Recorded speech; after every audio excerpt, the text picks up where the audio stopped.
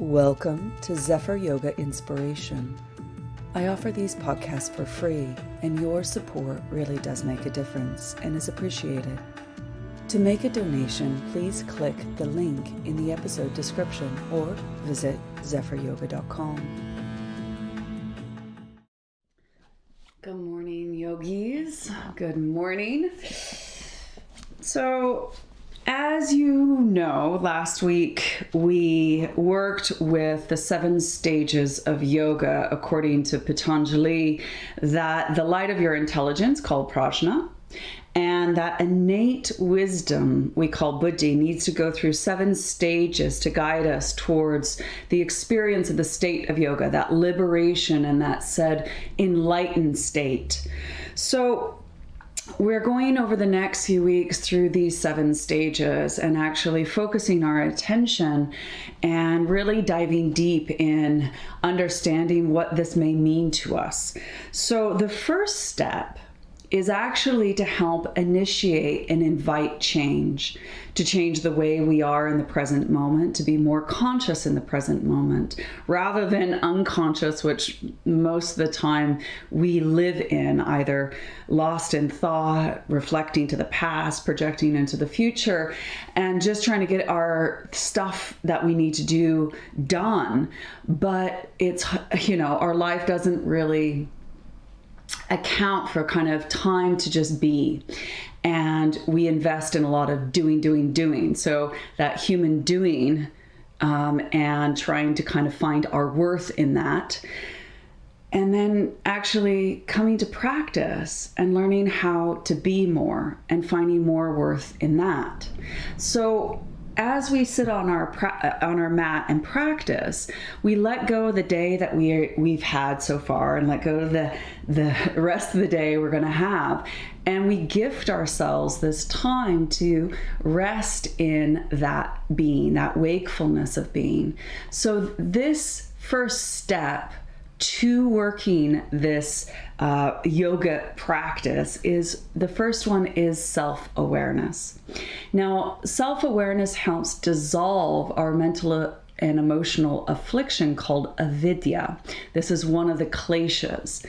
And we recognize to regain our serenity, we have to learn to unveil our vision of being so short-sighted and or blinded by this misapprehension of our reality, and pause and step back and expand our viewpoint, our perspective, and actually start to notice what's really kind of going on for us. So we use our practice as an opportunity to honestly self-reflect and kind of notice this distorted negative illusion that we keep on recycling over and over again. And we open up to more positive truths. So this self-honesty opens us to being more humble, compassionate, as well as regaining our serenity. And we learn how to develop a more trusting relationship with ourselves.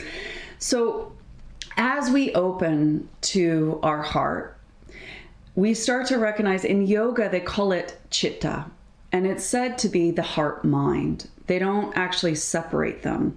And it's kind of like the chicken and egg. Did you think that thought and then you felt it? Or did you feel it and then you thought it? So they don't differentiate, that they're the same thing.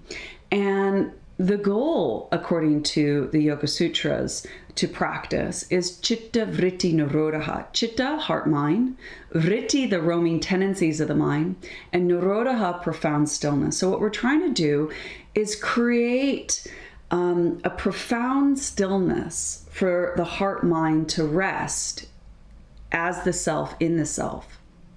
And in that complete absorption, hopefully transcending our kind of stuff and transforming into awakening to what it has always been, that Satchitananda, who and what you are, that joyous experience of consciousness embodied as you. So the first step, we need to become aware of our tendencies, our issues, our disturbances, our habits, of getting lost, escaping, exiting this moment, noticing what pulls us out of being present. And as we are educated by our heart mind, by recognizing maybe what pain and or suffering is present due to being a human, we open our mind and actually see our biases, our judgments, our insanity, our habitual patterns, and just our stuff that is kind of percolating up to the surface when we practice. So Sutra 227, the 7 stages of yoga, the first step to liberation is to heighten our awareness to the human condition. And this human condition has 4 signs of symptoms of suffering. And this is in Sutra 131. The first sign that there might be some pain, there might be some dis-ease, is negative thinking. And so watching as you're practicing, thoughts coming up and you're like, wow, there's like such a harsh, judgmental persecutor kind of going, you're rubbish, you're not worthy, you're not deserving, how dare you? And this just constant negative self-talk. The second thing to notice is emotional distress. Starting to see, and name the emotions that are arising up, and whether they're influenced by the thought and or the emotion influences the thought. We start to see how they correlate. The third is noticing the instability in your body. Noticing specifically in certain areas. You might have like sharp prickly somewhere, or you feel really weak in some point. There's this physical psycho-emotional holding pattern we call granthis that actually grip physically and then works with the whole subtle body in the chakra system, and reasons why we have certain either lack of stability or too much holding patterns, which creates that tension and stress. And there's always information locked. So as we practice, we start to unravel these knots, and all of a sudden we become aware of maybe where we feel unstable in the body and why. The last is disturbances in the breath that mirror the disturbances in the mind. So you'll notice that you're either holding your inhale and your mind is holding, trying to control something, or have an anxiety, fear response because you don't want to let go, or you're trying to kind of force a solution, or you're resting on the exhale and there's this disassociation, this kind of almost like avoidance of just like, no, I don't want to be here. And or there's a fear of kind of deeply breathing, in or out, receiving or letting go. Or there's speed bumps in the breath in the middle. So you just start noticing the breath. You open up to kind of like, wow, I wonder what is going on. So once we take a notice of these symptoms of stuff kind of going on in our practice, we use it as a tool to go deeper into ourselves, to create this more intimate relationship and trust that we're going to make better decisions aligned to what matters to us most, what we're valuing, what's important, what our heart longs for, and what our purpose is. So remembering to create an asana, which means a posture or a seat. What takes a seat is the mind takes a seat in the body. We just need sthira, which is steadiness, an integrity, a stillness, a strength, and sukham, an ease and a comfort in which we sit into that asana. Then once we sit in that asana and we're practicing, the first thing that you should focus on is breath awareness, Sutra 134. Second is sensation, 135. Third is light, 136. And so as we practice watching the breath, opening to sensation and seeing and feeling light, you'll notice these thoughts come up, the emotions come up, this instability in the body, the disturbances in the breath. And it's not necessarily to kind of like create more conversation or commentary on it. It's more about recognizing and starting to clear the veil, that ignorance, that avidya from your eyes, and starting to see, wow, this is what's kind of going on. So we all have different stories that we're dealing with in our lives. We're all dealing with different stuff. Yet, we all understand that shared feeling of anger, of sadness, of lust, of passion, of grief, of self-righteousness, of hurt, of stress, of worry, and, most all other feelings. We as yogis recognize these feelings, and we actually turn them around, and it's called Pratipaksha Bhavana, turn it around and actually see it as a teacher, rather than kind of going, oh, I don't want to deal with this. You push it away, or you kind of go, see, this is punishment for who I am and what, is that kind of attachment to the pain. So, or reducing yourself. This is who I am, that Ashmita, that egotism, or fearing actually feeling it, those pains. We as yogis actually welcome them in, and facing our other kleshas, which we will go through in the next following weeks. But as we welcome it in, we see it, that pain and suffering, through the emotions that are surfacing that causes those negative thoughts and the instability and disturbances in the breath, that this is poison. But we as yogis are strong enough to use this poison as medicine. And it's the idea of not wallowing in it as you practice, but taste it. And the analogy is there's 10,000 bowls of sugar, and you lick a finger and you put your finger in one bowl and you taste that sugar from that bowl. You have tasted all the bowls of sugar. You don't need to taste anymore. And it's likened to when you really taste your anger, you taste the anger of all sentient beings. When you really taste sadness, you taste the sadness of all sentient beings. You open to that universal feeling, and that we all share these emotions. And this is what connects us to being these sentient beings, and we can relate and deepen our kind of compassion, empathy, and understanding. And this understanding is key to practicing yoga, which becomes the next step. But we need to cultivate this awareness to self-reflect on our own experience. So on our own experience, we recognize that we're not alone, and our feelings are not unique. So you can handle it. If I can do it, you can do it. And so as we hold on to certain resentments, pain, hurt, we notice that it creates this cycle of suffering. And so we go into the feeling, and this is an invitation to change how you relate to the feeling of loneliness, of sadness, of anger, of disappointment, of embarrassment. And you recognize, you see the feeling of the me that is triggered. And who is truly being triggered? What is being triggered? Who is wounded? What is wounded? What would heal it? What would dissolve the ignorance around what is holding you in this constant grip of feeling less than and or more than, or lacking of? There's that sense that we use our practice to open, give ourselves the permission to breathe into what is. What is here right now? Look at it, see it, experience, reframe it, and then open to that potential of healing. As you use your practice, that creates that heat for positive change, that transforms whatever is arising. You offer this thought, this feeling, this stress, this tension to your practice, and you start to grow as you open to awareness, and you start to use your practice to let go of the story, connect to the rawness of your being. And instead of going out and trying to fix yourself by consuming more or doing more, we go in and we breathe in self-awareness. And as we breathe out, I'm going to ask you to breathe out tenderness.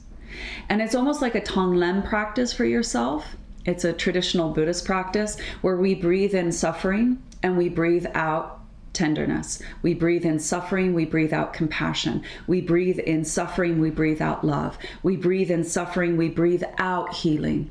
And it sounds very, very provocative. Like, why would I want to welcome in horribleness?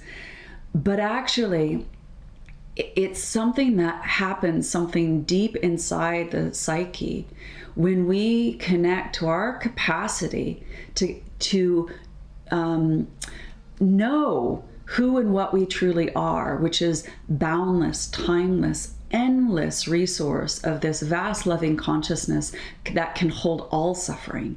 The nature of who you are can handle this as just our very humanity that gets stuck in thinking that we are limited. So as we link to our humanity and invite this change, we cultivate, when we're practicing, 4 things. Sutra 134. When we're practicing, it's a practice, because there's a part of you that will go, I don't want to do this. I can't do this. I'm resisting it. Or this is the reason why I'm broken and I can never heal. And all this kind of narrative and commentary that will surface. We're meant to be cultivating non-judgmental awareness. Drop the judgment and criticism of ourselves and others. Become your own friend. So friendliness. Hold space for yourself. The third is joy. Bring more joy into your practice. Smile, and I'm going to have you do that as a mudra. And then compassion. Learn to love yourself. Learn to love your shadow side, your negative side, that side of you that you don't want to accept. Learn to love that messiness and that feeling of that you're broken, or the unacceptable side, I guess. So what we're trying to do with whatever arises, learn to meet our pain and suffering with these intentions, that one day that you will be able to see the truth within whatever is arising that is causing you pain and suffering. And as you see your own humanity, we connect to that wakefulness to help cross that chasm of our humanity and meet it with more tenderness. Meet it with loving kindness, that may one day we'll meet it with indifference and just go, oh, negative thinking arising. Interesting. Not bothered. Oh, emotional distress. Interesting. Not bothered. And all of a sudden you're just like, oh, it's just passing weather and it will change. So until we can respond to what triggers us in a more loving, kind way, we will practice facing our reaction wakefully and go, wow, that's a strong reaction. Okay, what was I meant to be doing? Breathe in self-awareness, breathe out tenderness. So I hope this will serve you in your practice, because this technique is a really good way of self-regulating off our mat when we are dealing with strong thoughts and emotions in our life. So we're going to be doing Bhramari Pranayama in class, in practice.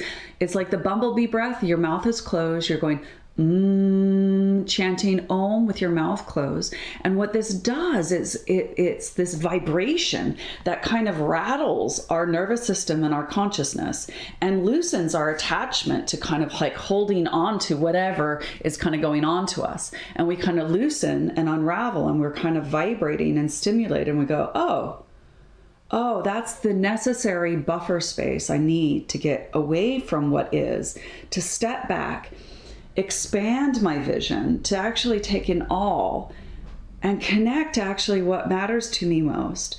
My basic goodness. There is a basic goodness in me.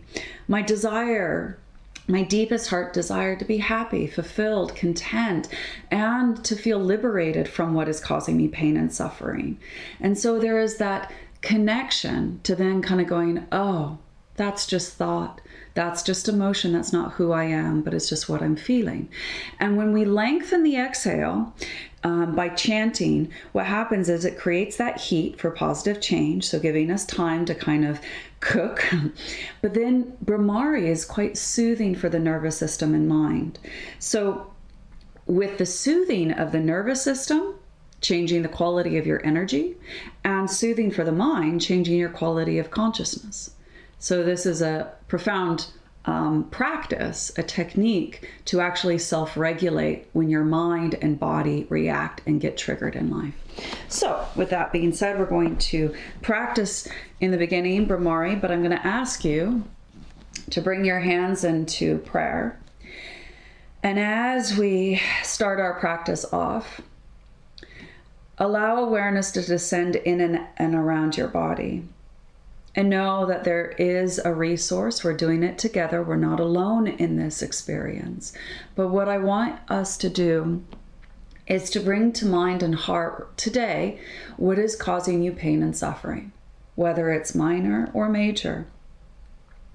You welcome it into your practice to learn more about discovering about yourself and starting to become awake of your biases, your judgments, the insanity that we recycle over and over again, those habitual patterns in relating to your stuff. So as we welcome whatever is causing us stress, notice the thoughts around it, the emotions around it, name it. Notice what it feels like in your body, where you feel it, and notice what's happening to the breath, not wanting to breathe in, not wanting to breathe out. And just notice. This insight becomes the first step to freeing you, an invitation to change how you normally react and to be more present with this loving awareness, welcoming all, rejecting none, and seeing everything as a teacher.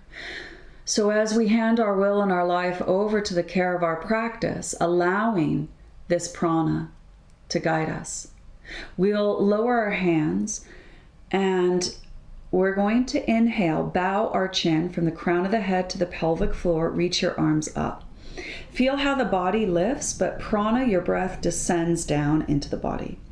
And as you exhale, your arms will lower, your chin will lift. Notice how the body descends on the exhale, but the energy ascends, breath ascends. If you would like to continue to practice, find out more information about the topics discussed, or to donate to this podcast, please visit zephyryoga.com or follow the link in the episode description. I thank you.